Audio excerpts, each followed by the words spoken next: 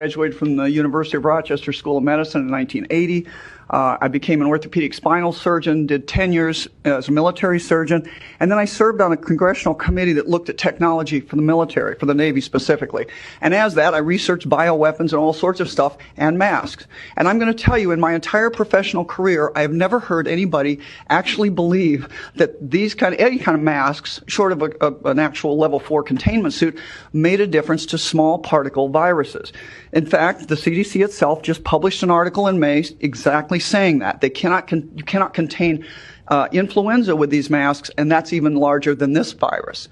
Now, I reviewed all this science. I gave a talk out in Nevada last month, and it's online, YouTube, Medical Technocracy in my name, and you can look at all the sciencey stuff. My conclusion, looking at all the redoing my investigation into this time, is that people that are now purporting to scientifically prove masks work are either being paid or being played. This just doesn't work this way, and you know, the outcome of this is not going to be good. The previous speaker said some of the things I wanted to say about children. You know, children actually, we have bad things happening here because children learn by looking at facial expressions. They socialize. We are creating a generation of people that will be afraid of normal existence, and that's not a good thing.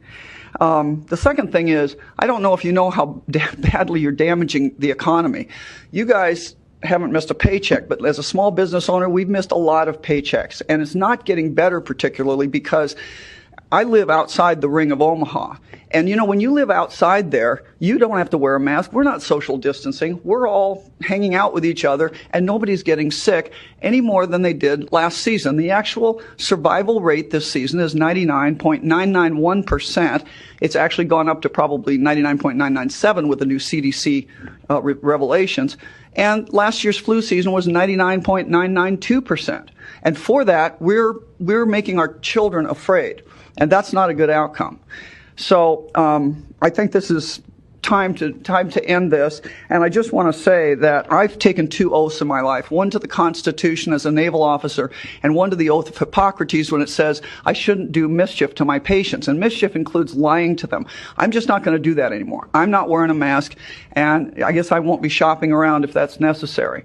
But I think it's time that even you guys could turn this around. You're either going to ride the city down or you're going to turn this around, and you can do it right now. I'm just reminded of Boris Yeltsin's, you know, this lie is going to fall apart here pretty darn soon. The truth is coming out.